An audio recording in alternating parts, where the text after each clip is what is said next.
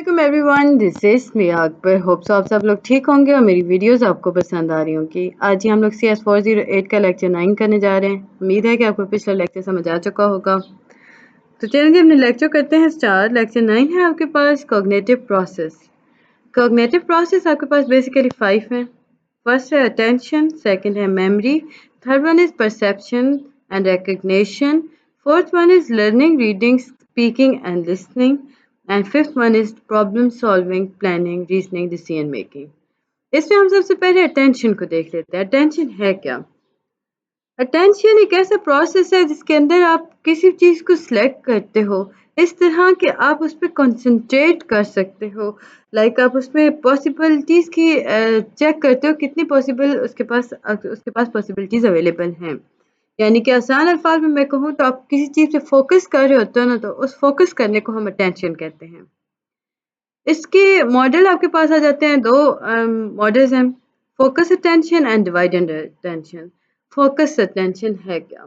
ये वो एबिलिटी है जिसके अंदर आप एक इवेंट को जब अटेंड कर रहे होते हो ना, उसमें लाइक इसमें आप देखें तो आपका जो स्टिमुलाई होता है वो एनवायरनमेंट के अकॉर्डिंग compete कर रहा होता है। लाइक आप किसी की बात सुन रहे हो ना, अब उस सुनने के अमल में ना, हाँ, आप उसी बंदे पे पूरा फोकस रखोगे, यानी उसकी आंखों की तरफ देख रहे हो, उसकी पूरी बात को दिमाग से सुन रहे हो। इस अमल को कहते हैं कि फोकस अटेंशन है, यानी आप डिस्ट्रैक्ट नहीं हो रहे होते हो। On the other hand divided attention की बात करें तो ये ऐसी बिट्टी है जब आप फोकस कर तो रहे हो, लेकिन ये प्रोसेस जो होता है इसमें आप एक या एक से ज्यादा काम कर रहे होते हो। अब इसमें अगर हम एग्जांपल देखें तो आप किसी से अगर बात कर रहे हो ना, फ्रेंड से, मीनवाइल आप उस वक्त टीवी देख रहे होगे। या आसान करूँ तो मैं कहूँगी कि जब आप ड्राइव कर रहे हो कार को और आप लिसन कर रहे हो डायरेक्शंस को जीपीएस से, तो ये भी आपका डिवाइडेड अटेंशन की तरफ आ गया। यानी आप एक वक्त में दो काम करते हो, ये मल्टीटास्किंग होता है इसके अंदर। परफॉर्मेंस जो होती है इसमें डिक्रीज हो जाती है जब टास्क कम्प्लेक्स हो और उसमें मेंटल एफर्ट की ज़्यादा ज़रूरत हो। याद रखिएगा, ये कंपोनेंट जो होता है ये कॉग्निटिव स्टडीज़ के अंदर अटेंशन के अंदर हम लोग देख रहे होते हैं। वॉलंटरी अटेंशन फिर जी आपके पास आता है। ये वो अटेंशन है जब आप कॉन्शियस एफर्ट करते हो अपनी चेंज करने के अटेंशन को। कभी कभार ऐसा होता है ना कि आप किसी चीज़ की तरफ इतने ज़्यादा फोकस हो जाते हो कि आप चाहते हो कि आप अपना नज़र उससे हटा के बात करो, तो आप खुद एफर्ट कर रहे हो ना, उस एफर्ट को हम वॉलंटरी अटेंशन कहते हैं। इनवॉलंटरी अटेंशन, इसमें अटेंशन जो होती है वो इनवॉलंटरी होती है। सारे कैरेक्टरिस्टिक्स आप स्टिमुलाई को ग्रैब कर रहे होते हैं, आपके अटेंशन को डाइवर्ट कर रहे होते हैं। मेमोरी, मेमोरी अगर हम देखें तो हर रोज़ जो हम काम करते हैं ना वो हमारी मेमोरी के बिहाफ पे हो रहा होता है। जैसे कि हम स्टोर कर रहे हैं जितनी फैक्चुअल नॉलेज हो गया, ये हमारी मेमोरी जो होती है ये हमारे नॉलेज पे और उसके एक्शन और प्रोसीजर पे वर्क करती है। ये हमें बताती है कि आपने एक्शंस को कैसे रिपीट करना है। ये आपको बताती है कि लैंग्वेज को किस तरह यूज़ करना है, न्यू इन्फॉर्मेशन को आप किस तरह अपने सेंसेस के थ्रू रिसीव कर सकते हो। ये हमें बताती है कि सेंस ऑफ आइडेंटिटी क्या है।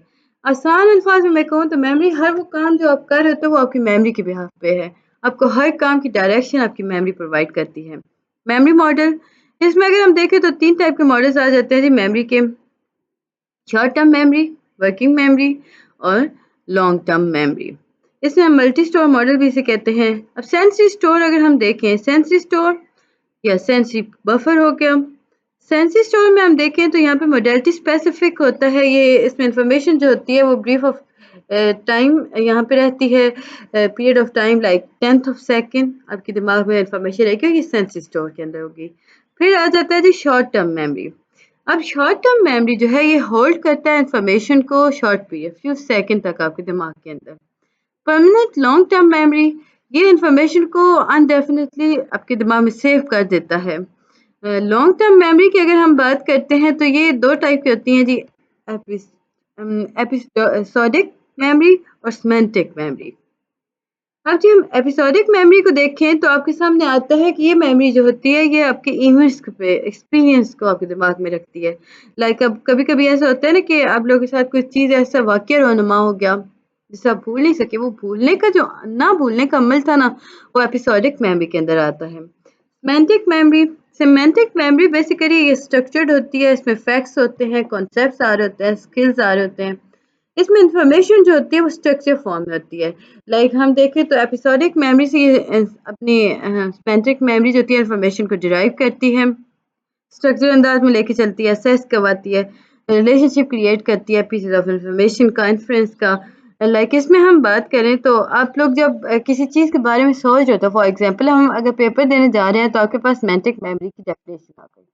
अब आपके माइंड में है कि एपिसोडिक मेमोरी और semantic memory long term memory का एक हिस्सा है। तो आपको पता है कि एपिसोडिक में आपके जो इवेंट्स हो रहे होते हैं वो रहते हैं, तो सेमेंटिक ऑन अदर हैंड वो इन्फॉर्मेशन जो सीक्वेंस से आप लोग चलते हो, आपके दिमाग में हर चीज़ सीक्वेंस के स्टेप बाय स्टेप चल रही होती है। तो इसे हम कहते हैं सेमेंटिक मेमोरी, और ये रिकॉल जो हो रहा होता है ये सेमेंटिक की ही वजह से हो रहा होता है। फर्दर आपके पास इंपॉर्टेंट पॉइंट था कि स्पेसिफिक ब्रीड एट्रीब्यूट्स जो होते हैं वो हर ब्रीड को करते हैं स्टोर। इसमें जैसे कि जनरल डॉग इन्फॉर्मेशन जो होगी वो हाई लेवल पे अंदर वो स्टोर हो जाएगी, कि आपके एमसीक्यूज वाइज इंपॉर्टेंट था। रिवाइज मेमोरी, अब रिवाइज मेमोरी के अंदर हम देखें तो आपके पास जी ये सबसेट होता है लॉन्ग टर्म मेमोरी का। इसमें कैरेक्टरिस्टिक्स जो होते हैं वो इस तरह होते हैं कि आइटम्स जो होते हैं सिमेंटिकली लिंक कर रहे होते हैं एक दूसरे के साथ, वर्किंग मेमोरीज के अंदर होते हैं, और ये वर्किंग मेमोरीज होती है वो एक्टिवेट होती है। अब आइटम जो है वो सिमेंटिकली लिंक हैं, वो आइटम जो है वो वर्किंग मेमोरी के अंदर है, और वर्किंग मेमोरी क्या है वो एक्टिवेट है। ये जो एक्टिवेशन है ना, ये क्या करती है कि ये लिंक चंक्स को एक दूसरे की लाइक यूँ करें कि ये लिंक क्रिएट करती है बिटवीन द चंक, और ये देन वो सेंसरी इनपुट के तौर पे सामने लाती है। इसमें बेसिकली थ्री इंटरेक्टिंग सिस्टम्स हैं। अब वो थ्री इंटरेक्टिव सिस्टम हैं क्या? Perceptive system, motor system, cognitive system. उम्मीद है कि आपको ये समझ और पसंद आया होगा। काइंडली मेरे चैनल को लाइक और सब्सक्राइब कर दीजिएगा। वीडियो पसंद आती है कमेंट करें, कुछ नहीं समझ आ रहा मुझसे पता कर लें। लेक्चर 10 है आपके पास, कंटिन्यूटी है जी कॉग्निटिव प्रोसेस की। इसमें हम देखते हैं लर्निंग। लर्निंग के हमारे पास दो फर्दर टर्म्स हैं, प्रोसीजरल और डिक्लेरेटिव। प्रोसीजरल जो होती है इसमें हम किसी भी ऑब्जेक्ट के क्वेश्चंस के बारे में बात करते हैं, लाइक हम किसी चीज़ के सवाल करते हैं, ऐसा क्यों हुआ, हाउ टू डू समथिंग, हमें अब क्या करना चाहिए। यानी कि आपको आपको सम क्वेश्चन होता है कि हम कंप्यूटर बेस्ड एप्लीकेशन कैसे यूज़ करेंगे। ये जो कैसे की बात हो रही होती है ना, ये प्रोसीजर में आती है। लाइक हम इसमें ऑब्जेक्ट के बारे में क्वेश्चंस कर रहे होते हैं। On the other hand declarative जो होती है इसमें हम फैक्ट्स को सोचते हैं। डिक्लेरेटिव के मतलब है कि फैक्ट्स के बारे में बात करेगा। लाइक हम कंप्यूटर बेस्ड एप्लीकेशन को कर रहे हैं तो हमें अंडरस्टैंड करना होगा हर टॉपिक को, ये एक फैक्ट है, ये हमें बताता है। फिर है जी डायना लिंकिंग। ये ऐसा प्रोसेस है जिसके अंदर मैनिपुलेट और लिंकिंग हो रही होती है मल्टीमीडिया की, जिसके थ्रू आप रिप्रेजेंट करते हो इंटरफेस को, जिसे हम कहते हैं कि डायना लिंकिंग है। डायना लिंकिंग एक ऐसा प्रोसेस है जिसके अंदर आप लिंकिंग करते हो, मैनिपुलेटिंग करते हो मल्टीमीडिया को, ताकि आप एक हेल्पफुल लर्निंग क्रिएट कर सको। रीजनिंग, रीजनिंग एक ऐसा प्रोसेस है जिसके अंदर आप नॉलेज को इस तरह लेके चलते हो कि आपको एक नए डोमेन ऑफ इंटरेस्ट के साथ वो इंट्रोड्यूस कराती है। इसमें डिफरेंट टाइप ऑफ रीजनिंग आ गई। लर्निंग भी आपके पास थी जी, डिक्लेरेटिव थी, प्रोसीजर थी, और डायनामिक्स। बेसिकली दो ही हैं। डायना लिंकिंग एक अलग चीज़ है आपके पास। अब रीजनिंग में देखें तो डिडक्टिव रीजनिंग आ गई, इंडक्टिव रीजनिंग आ गई, एब्डक्टिव रीजनिंग आ गई। अब डिडक्टिव रीजनिंग है क्या? यानी कि ये लॉजिक के बारे में बात करेगी। डिडक्टिव रीजनिंग जो होती है वो लॉजिकली नेसेसरी कंक्लूजन्स को ड्रॉ करती है, ड्राइव करती है, लाइक ये जनरल से स्पेसिफिक की तरफ जाती है। On the other hand inductive reasoning जो है ये एक ऐसी टाइप है जिसके अंदर आप जनरल कंक्लूजन से स्पेसिफिक ऑब्जर्वेशन की तरफ जाते हो। लाइक आप क्या करते हो कि आप ड्रॉ करते हो जनरल कंक्लूजन, लेकिन ये कंक्लूजन जो होता है कि आपके ऑब्जर्वेशन पैटर्न और एग्जाम्पल्स के बिहाफ पर होता है। ये हम स्पेसिफिक से जनरल की तरफ जाते हैं। डिडक्टिव में हम कहाँ गए? जनरल से स्पेसिफिक, यानी टू द पॉइंट हमने बात की। इंडक्टिव में हमने आसपास के हर चीज़ को उठाया और देन हम जनरल की तरफ गए, तब हम नतीजे की तरफ गए। आसान में समझाऊं तो डिडक्टिव सीधा रास्ता है, इंडक्टिव घूमता फिरता हुआ रास्ता है, यानी बहुत सारे ऑप्शन है रास्तों के, लेकिन उसमें चल के आप जाओगे जिस रास्ते पर भी एंड आपके पास एक रिजल्ट आएगा, तो वो आपके पास इंडक्टिव है। इसमें जी आप एग्जाम्पल देखो कि लाइक हम इसमें अगर और मैं आसान करूँ तो अपने मुशाहिदात से आप नतीजा निकालते हो ना इसमें, इंडक्टिव में। इसमें हो क्या होता है कि आप देखते हो कि रोज़ सूरज निकलता है, तो आपको ये मुशाहिदा होता है कि सूरज रोज़ इस टाइम निकलता है तो नेक्स्ट डे भी निकलेगा, तो ये हकीकत तो ना हुई ना। लाइक हम इसमें लॉजिक की बात नहीं कर रहे, मे बी कल वेदर ख़राब हो, सूरज ना आए, तो ये जो मे बी का ऑप्शन है हम इसमें इंक्लूड ही नहीं कर रहे होते। हम उसे भूल जाते हैं, एलिमिनेट कर रहे होते हैं, देन हम अपने मुशाहिदे से एक बात आपके सामने रखते हैं। Objective reasoning. ऑब्जेक्टिव रीजनिंग जो है कि एक ऐसी रीजनिंग है जिसके अंदर आप ऑब्जर्वेशन और इन्फरेंस को लेके चलते हो और एक्सप्लेन करते हो। लाइक इसमें आपके पास बहुत सारी ऑब्जर्वेशन होंगी और आप बेस्ट एक्सप्लेनेशन की तरफ जाओगे। बहुत सारे ऑप्शन हैं, आपको सीधे एक ऑप्शन पे जाना है। अब देखें एक एग्जांपल के तौर पर ग्रास इज वेट। अब घास गीली है, बहुत सारे ऑप्शन है ना, पानी गिर सकता है, कोई और नमी की वजह से भी हो सकता है, मे बी बारिश आई हो, सारी चीजें हैं। लेकिन आपके पास एक बेहतरीन सोल्यूशन है कि प्रॉबली रेन हो सकती है जी लास्ट नाइट। तो ये आपके पास ऑब्जेक्टिव रीजनिंग है। उम्मीद है कि आपको ये रीजनिंग समझ आ चुकी होंगी। फिर आ जाते हैं गेस्टार्ट थ्योरी पर। गेस्टार्ट थ्योरी जो है इसमें प्रॉब्लम सॉल्विंग की बात की जाती है, ये पास्ट एक्सपीरियंस के बारे में बात करता है। बट यहाँ पे हम इंसाइट और रीस्ट्रक्चर कर होते हैं प्रॉब्लम को। लाइक हम इसमें प्रोडक्टिव यानी हम रिप्रोडक्टिव थिंकिंग से प्रोडक्टिव थिंकिंग की तरफ जाते हैं गेस्टार्ट के अंदर। फिर जी रिप्रोडक्टिव प्रॉब्लम सॉल्विंग आ गया। प्रॉब्लम सॉल्विंग जो कि प्रीवियस एक्सपीरियंस यानी प्रीवियस एक्सपीरियंस के सॉल्यूशंस पे डिपेंड कर रहा होता है ना, उसे हम कहते हैं कि ये रिप्रोडक्टिव प्रॉब्लम सॉल्विंग है। Problem solving productive problem solving की तरफ जाएं तो यानी दो टाइप थे, रिप्रोडक्टिव प्रॉब्लम सॉल्विंग और प्रॉब्लम सॉल्व प्रोडक्टिव। प्रोडक्टिव में ऑन अदर हैंड हम देखेंगे कि प्रॉब्लम है क्या, उसके अंदर क्या है।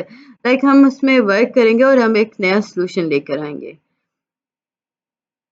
आसान पॉइंट्स याद रखने के लिए रिप्रोडक्टिव के अंदर ना आपके पास सोल्यूशन बहुत सारे होते हैं, उनमें से आपको एक चूज करना होता है। आप प्रॉब्लम उसके अकॉर्डिंग देखते हो। प्रोडक्टिव में आप प्रॉब्लम को देखते हो, उस पर वर्क करते हो और एक नया सोल्यूशन बनाते हो, यानी खुद से क्रिएट कर रहे होते हो। Problem space theory. न्यूवेल और सिमन जो थे इन्होंने प्रपोज किया था जी प्रॉब्लम सॉल्विंग को। लाइक इसमें उसने स्पेस थ्योरी लाई थी जिसमें इनिशियल स्टेट के बारे में बात की गई थी, गोल स्टेट का बताया गया था, इनके दरमियान ऑपरेटर्स को यूज़ कैसे करना है। इसी में आपके पास आता है मीन एंड एनालिसिस।